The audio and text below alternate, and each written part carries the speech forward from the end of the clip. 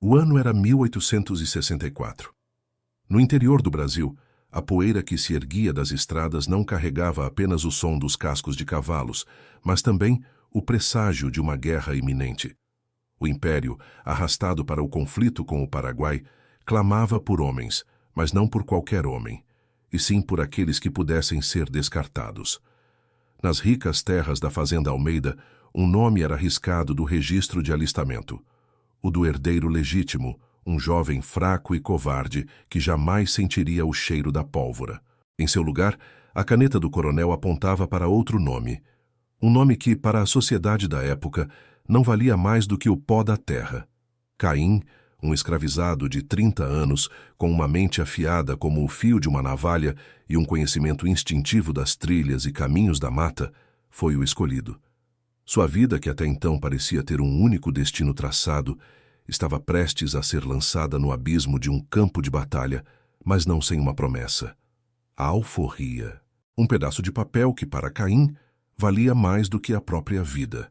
Era a promessa militar, um juramento feito em nome do Império que o tiraria da senzala e o levaria para a liberdade, ou assim ele acreditava em seu desespero, sem saber que aquela esperança seria, em breve, a mais cruel das ilusões.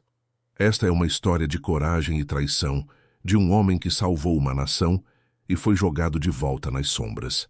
Se você se indigna com a injustiça e busca a verdade oculta em nossos anais, fique conosco. Assista até o fim e, ao final, diga-nos que nota de 0 a 10 você daria a esta página esquecida da nossa história. Aproveite também para se inscrever no canal, para que mais segredos como este venham à tona. O inferno do fronte era real, e não era uma metáfora. Não havia glória nas trincheiras enlameadas do Chaco. Apenas o cheiro acre de morte, a febre que consumia os corpos e a certeza de que a próxima bala poderia ser a sua. Era um moedor de carne humano, onde o privilégio era uma armadura invisível para poucos, e a ausência dele, uma sentença de morte para muitos. Caim chegou desarmado de qualquer privilégio, um homem que não possuía nada além de sua própria vida e sua inteligência singular. Mas foi justamente essa inteligência, essa capacidade de ver além do óbvio, que o destacou em um ambiente onde a sobrevivência era a única moeda de troca, e a morte um cobrador impiedoso. Ele não era um general, nem um oficial, mas sua mente estratégica, intuitiva e afiada começou a traçar rotas onde outros viam apenas selva impenetrável. Sua capacidade de ler o terreno, de antecipar os movimentos inimigos como se os lesse em um livro aberto, salvou a vida de dezenas, talvez centenas de homens. Seus sussurros táticos, discretos e precisos, tornaram-se mais valiosos do que muitas ordens oficiais, proferidas em gabinetes distantes da realidade da batalha.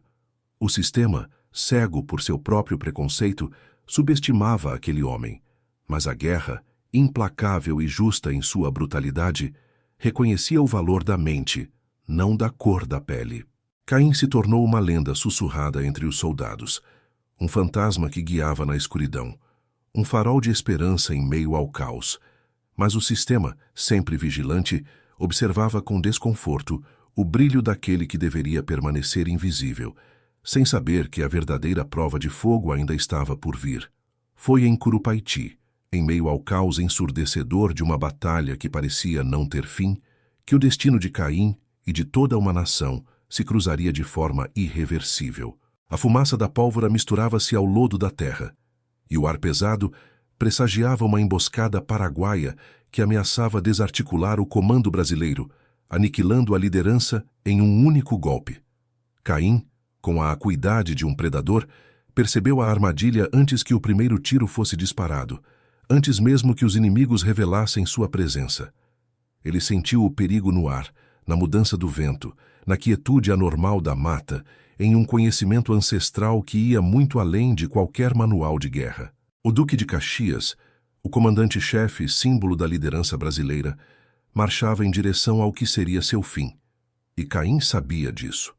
A decisão de agir, de quebrar todas as regras e desafiar a hierarquia rigidamente imposta, era uma sentença de morte em potencial para si, mas o preço da omissão seria infinitamente maior.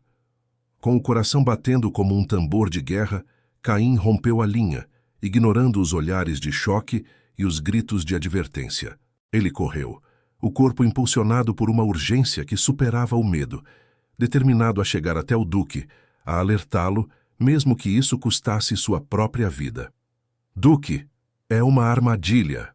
Sua voz, rouca e urgente, cortou o ar pesado da batalha, um grito que desafiou a morte e o protocolo. Caxias, pego de surpresa, mas com a intuição aguçada de um líder, ouviu aquele homem, um escravizado, quebrando todas as barreiras para lhe entregar a verdade mais crucial. A intervenção de Caim, um ato de coragem e uma perspicácia tática que poucos poderiam igualar, evitou um desastre militar de proporções catastróficas. A emboscada, que teria desarticulado o comando e virado a batalha contra o Brasil, foi neutralizada, e a vida do comandante-chefe, salva por aquele que não tinha nome na história oficial. A vitória, ainda que suja pelo sangue e pelo lodo, foi celebrada como um milagre. O escândalo de uma derrota vergonhosa foi evitado, e em seu lugar, a nação se regozijou, alheia ao verdadeiro herói que emergia das sombras. E então veio a condecoração, um reconhecimento que parecia finalmente selar o destino de Caim. Uma medalha de bravura, entregue por Caxias em pessoa, o brilho dourado do metal contrastando com a pele escura de Caim. Uma patente informal, um reconhecimento de seu valor inegável, e a promessa solene de liberdade, uma dívida de sangue, que o Império jurou pagar, mas que no fundo parecia ser apenas mais uma promessa ao vento, uma que a história ainda não havia terminado de cobrar. A guerra não terminou quando os tiros cessaram. Para Caim, o verdadeiro inimigo esperava em casa, um inimigo invisível, mais traiçoeiro que qualquer bala paraguaia. Ele retornou, um herói improvável, mas ainda um homem acorrentado, a medalha pesando em seu peito como um lembrete cruel de uma liberdade negada, um grilhão invisível em seus tornozelos. A alforria prometida, aquela que valia mais que a própria vida, nunca chegou. Cada dia que passava, a esperança se esvaía, substituída por uma desilusão amarga que corroía a alma. A tinta do documento de sua liberdade secou no tinteiro do esquecimento, ou talvez nunca tivesse chegado a ser escrita, um segredo que o tempo insistia em guardar. O registro militar de sua bravura, de sua intervenção crucial em Curupaiti, foi convenientemente rasurado, apagado com a mesma tinta que um dia deveria ter garantido sua liberdade. Seu nome, que deveria estar na lista dos libertos, na história dos heróis do Império, foi silenciado, excluído, como se nunca tivesse existido, uma sombra diluída no vasto arquivo da mentira. O silêncio que cobriu seu feito era ensurdecedor, uma vergonha nacional que precisava ser escondida a todo custo, um embaraço para a elite que não podia admitir a dívida de um escravo. O herói de Curupaiti era, para o sistema, apenas mais um negro, um objeto, um segredo que deveria ser mantido sob 7 chaves, sem que ninguém questionasse o porquê. Por que o sistema recusava a liberdade a quem salvou seu maior general? Essa pergunta martelava na mente de Caim, uma fogueira ardente em seu peito, consumindo-o dia após dia. Ele sentia o peso da traição, a amargura da injustiça, e uma revolta silenciosa começava a borbulhar dentro de si, mais perigosa que qualquer arma. Caim não era um homem de discursos nem de lamúrias. Sua força residia na observação, na paciência, na capacidade de ler as entrelinhas, não apenas do terreno, mas também das almas dos homens. Ele sabia que o confronto não seria com gritos, mas com a verdade que ele próprio desenterraria, um segredo que os poderosos queriam manter enterrado para sempre. Aos poucos, com a cautela de quem caça um animal perigoso, ele começou a montar seu próprio caso, peça por peça, como um quebra-cabeça macabro. Cada fazenda por onde passava, cada porto que visitava, cada cartório empoeirado, tornava-se um novo ponto de investigação, um elo na corrente da verdade que ele estava determinado a forjar.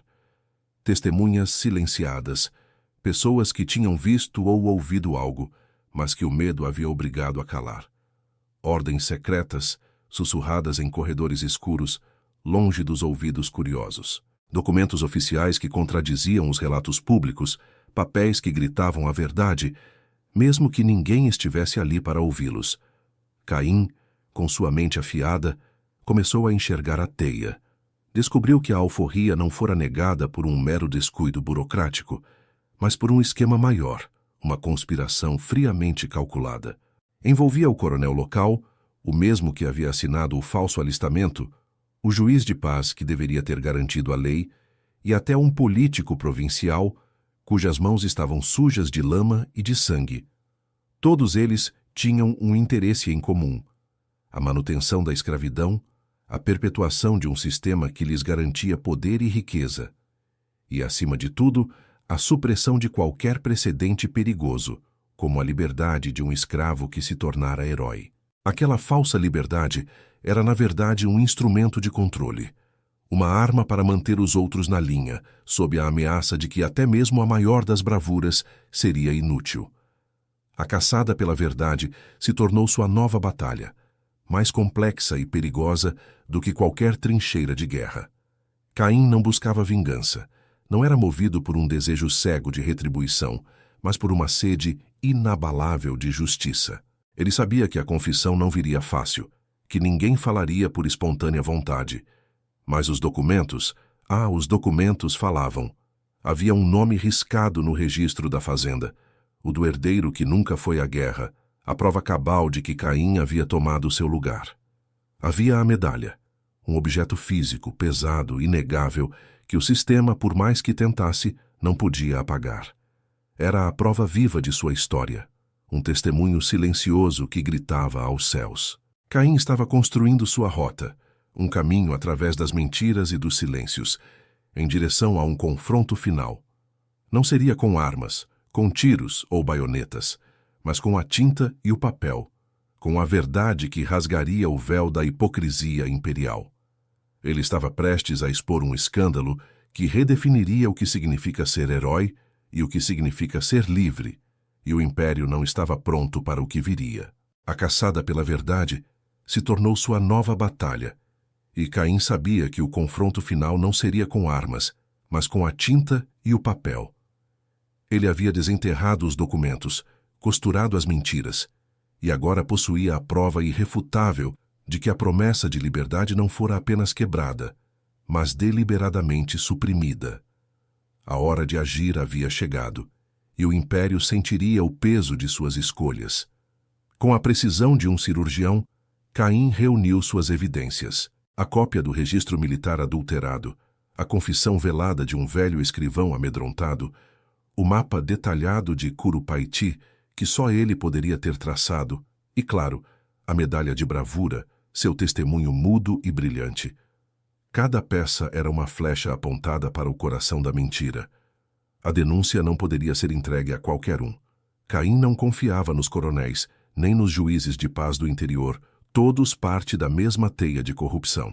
Sua única esperança era alcançar uma autoridade superior, alguém com poder e talvez uma centelha de honra, alguém que o próprio Duque de Caxias pudesse ouvir. O pacote, cuidadosamente lacrado, viajou para o Rio de Janeiro, para as mãos de um oficial de alta patente que, diziam os sussurros, ainda preservava um ideal de justiça, sem que Caim soubesse se sua mensagem seria ouvida ou simplesmente engolida pelo esquecimento. A princípio, o silêncio. Dias se arrastaram, transformando-se em semanas de agonia e incerteza. Caim temia que suas provas tivessem sido engolidas pela burocracia, descartadas como a invenção de um escravo insolente. Mas a gravidade da denúncia, o nome de Caxias envolvido, a menção de um escândalo militar, era demais para ser ignorada, e o documento proibido encontrou seu caminho até a mesa de um ministro que não pôde simplesmente virar a página. Um inquérito foi instaurado, discreto no início, mas implacável em sua natureza. Os primeiros a sentir o peso da investigação foram os alicerces do esquema: o coronel local, o juiz de paz e o político provincial. Convocados a depor, eles reagiram com a arrogância habitual, convencidos de sua impunidade, sem saber que as paredes já tinham ouvidos e as testemunhas tinham uma nova voz. Caim foi chamado. Ele adentrou a sala de inquérito, não como um escravo, mas como um homem livre, carregando a medalha de Caxias em seu peito, um farol de verdade em meio à escuridão daquelas acusações. Ele falou com a clareza de quem conhecia cada detalhe de sua própria história, de quem havia vivido cada injustiça e cada traição, e seu depoimento foi um golpe fatal. Ele apresentou as provas, o registro de alistamento com o nome do herdeiro Almeida riscado e o seu próprio inserido, com caligrafia diferente, apressada. As datas de sua suposta alistamento e do início da guerra, que não batiam. O testemunho de um soldado ferido, que jurava ter visto Caim alertar Caxias em Curupaiti contra todas as ordens e sobreviver para contar a história. O coronel, o juiz e o político tentaram negar, gaguejaram explicações esfarrapadas, acusaram Caim de mentir, de insubordinação, mas a pilha de documentos, a medalha inegável e a voz firme de Caim, que não recuava, começaram a desmantelar a fortaleza de suas mentiras. A verdade, aos poucos, ia rasgando o véu da hipocrisia imperial, deixando à mostra a face grotesca da corrupção. O julgamento simbólico que Caim havia almejado se tornou uma realidade. A vergonha pública, que os poderosos tanto temiam, se abateu sobre eles com a fúria de um raio.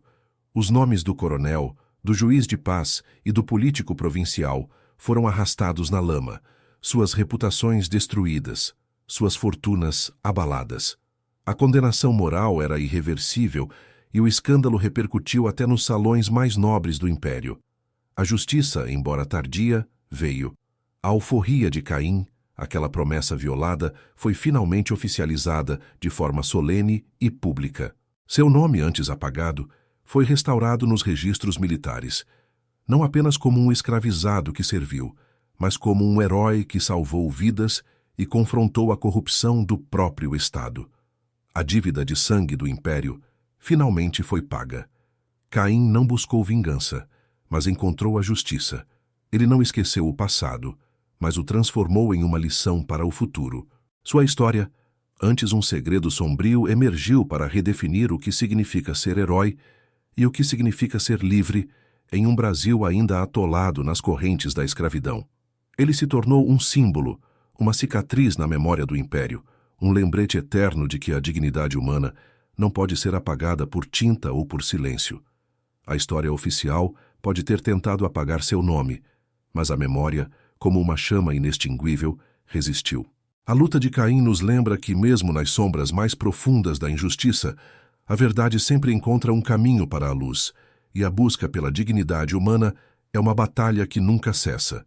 Que esta história, que hoje trouxemos à tona, sirva como um farol para que outras tantas, esquecidas e silenciadas, também encontrem sua voz.